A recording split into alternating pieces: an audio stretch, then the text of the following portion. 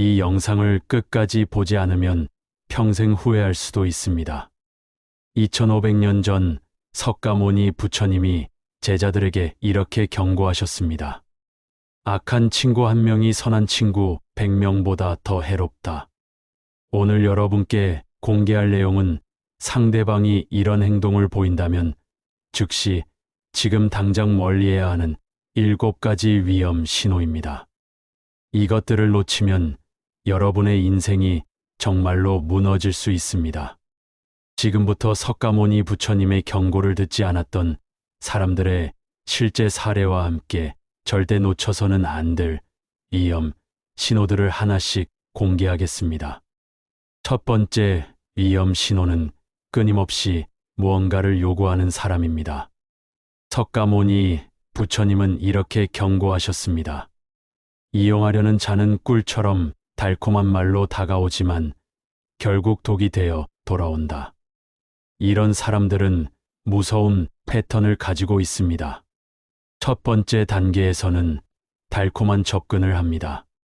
너만 믿어, 너밖에 없어라며 과도한 칭찬과 아첨으로 여러분을 특별한 관계라고 착각하게 만듭니다. 두 번째 단계에서는 작은 요구부터 시작합니다. 잠깐만 돈 좀 빌려줘. 이것만 도와달라. 한 번만 부탁이야 라고 말하죠. 하지만 세 번째 단계가 정말 무서운데요. 점점 더 큰 것을 요구하기 시작합니다. 그리고 거절하면 죄책감을 유발하며 그동안의 정을 생각해서라도 라고 말합니다. 실제로 김 씨라는 분은 친구 A에게 처음엔 5만 원부터 시작해서 결국 전세 보증금 5천만 원까지 빌려주었습니다. 결과는 어떻게 됐을까요? 친구는 연락 두절, 김 씨는 집을 잃었습니다. 부처님은 이런 상황에 대해 베품에는 한계가 있어야 한다.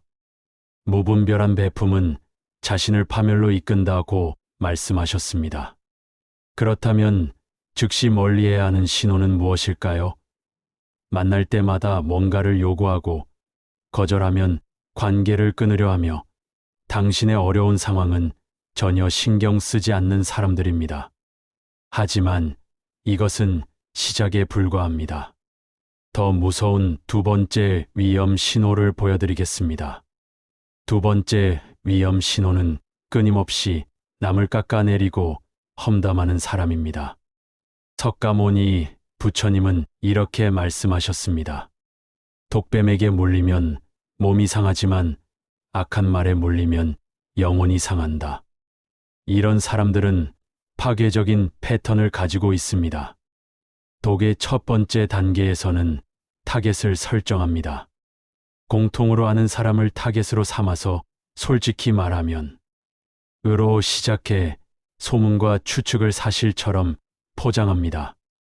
두 번째 단계에서는 연대감을 조성합니다.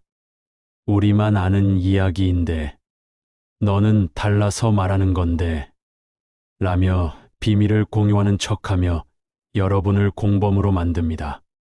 그리고 세 번째 단계가 정말 무서운데요.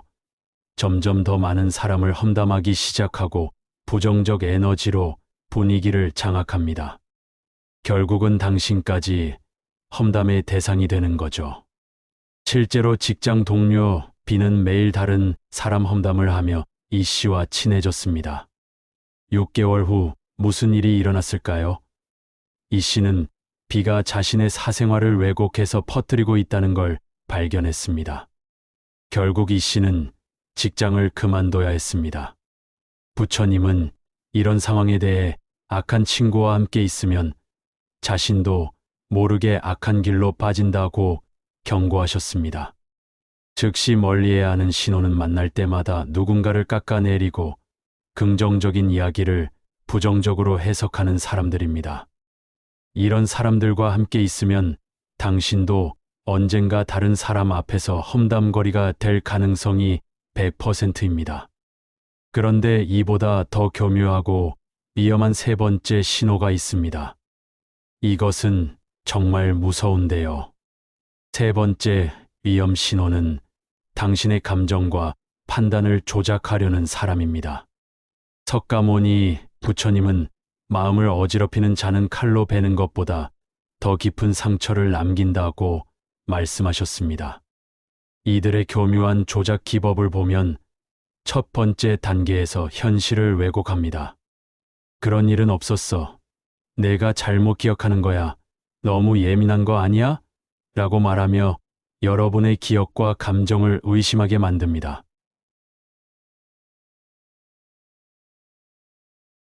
내가 얼마나 너를 위해. 다른 사람들은 다 이해하는데 너만. 내가 날 믿지 않는구나 라고 말하죠. 그리고 세 번째 단계가 정말 무서운데요. 의존성을 강화시킵니다.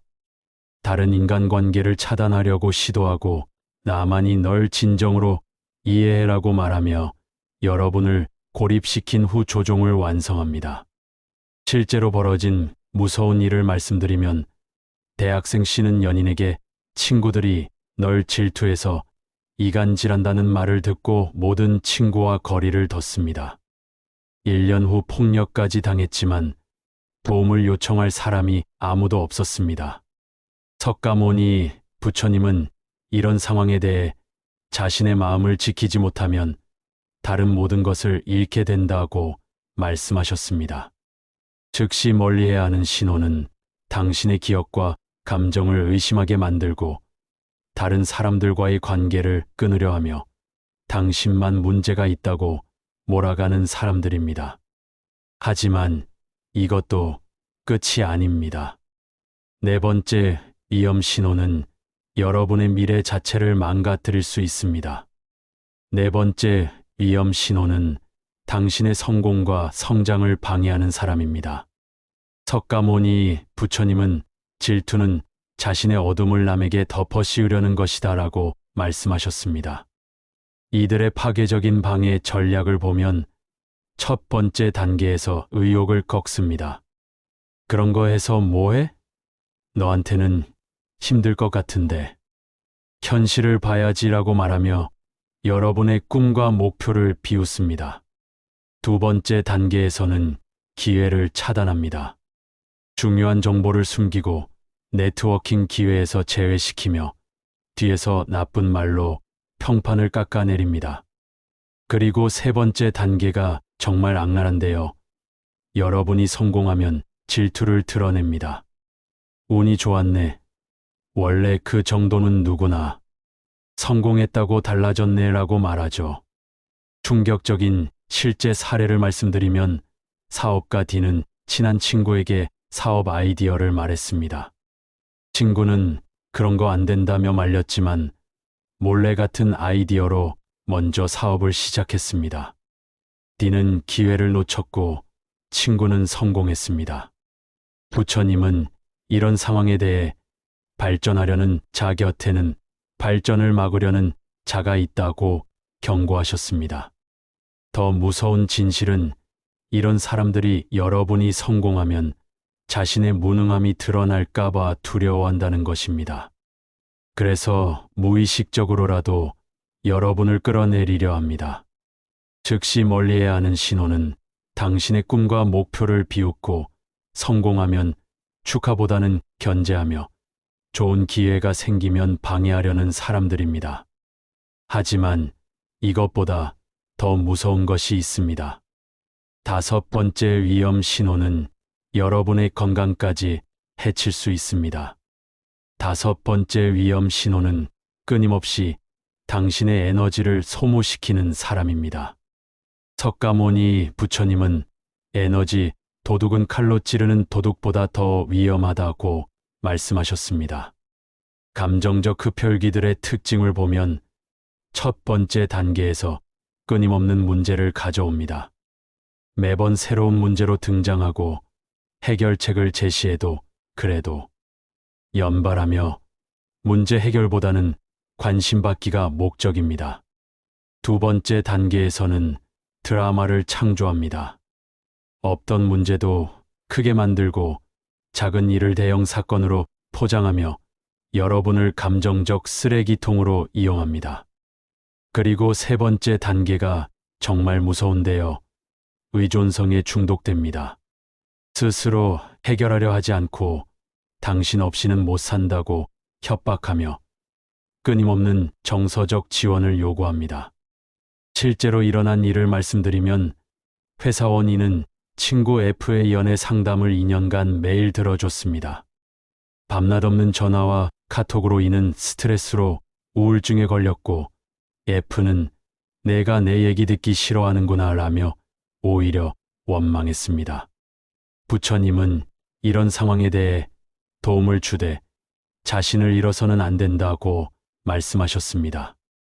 여기서 과학적 사실을 하나 말씀드리면 스탠포드 대학 연구에 따르면 부정적인 사람과 30분 대화하면 뇌의 해마가 손상되어 기억력과 판단력이 떨어진다고 합니다.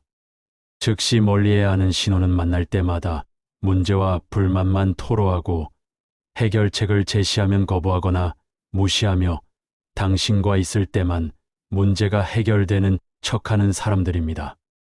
하지만 이것도 끝이 아닙니다.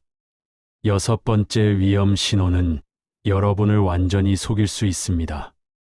6번째 위험 신호는 것과 속이 다른 위선자입니다.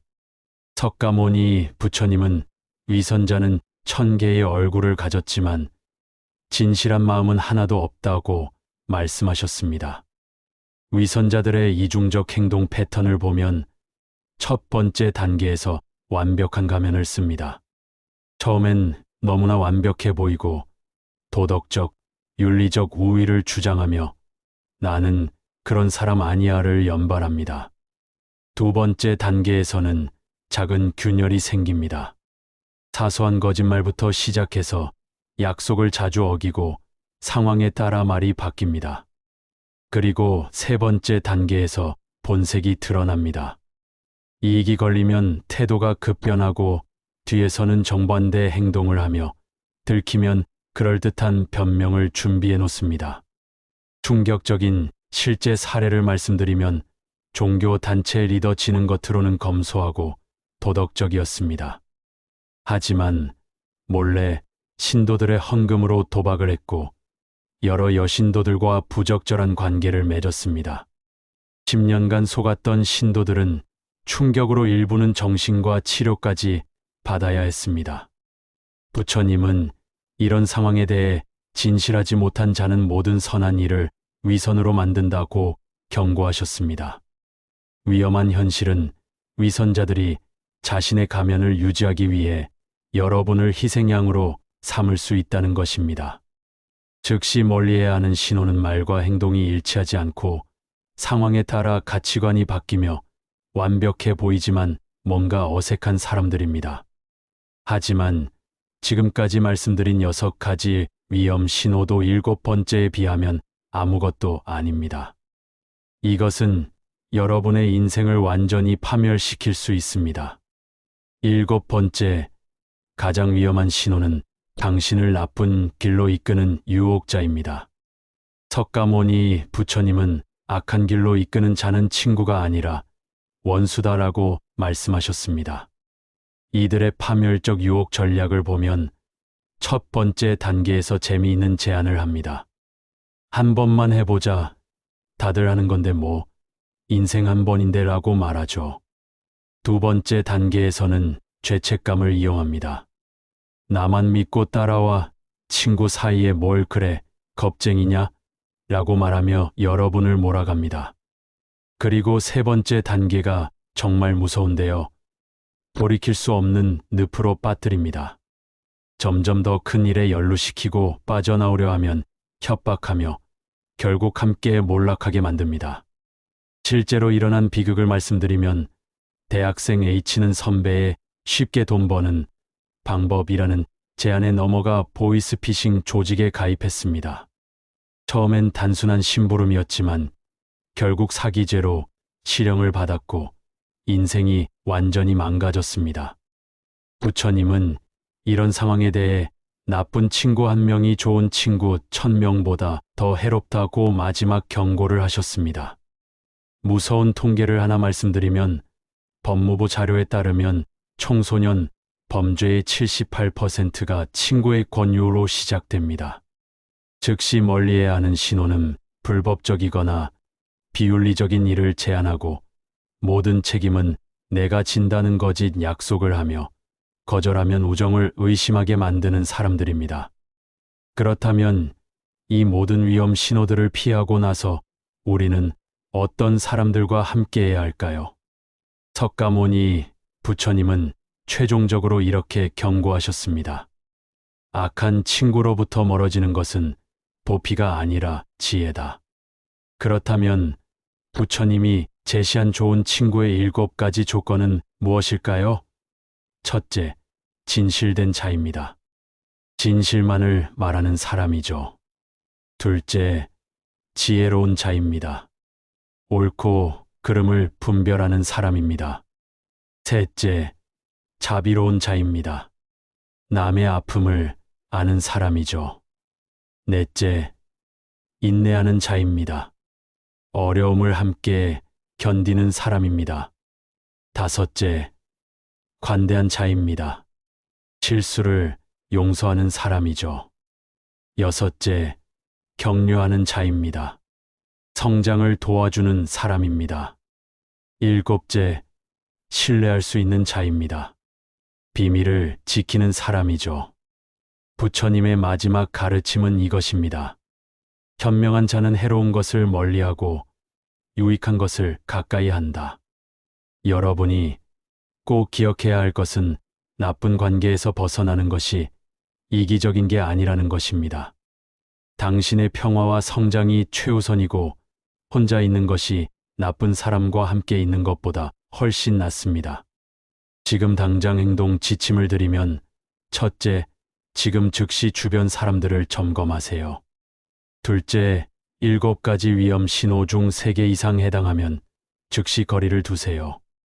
셋째, 좋은 친구들과 더 많은 시간을 보내세요. 여러분의 인생은 소중합니다. 다른 사람의 이익을 위해 희생될 필요가 없습니다. 이 영상이 여러분의 인생을 지키는데 도움이 되었다면 구독과 좋아요로 더 많은 사람들이 볼 수 있게 해주세요. 다음에도 더 유익한 지혜로 찾아뵙겠습니다.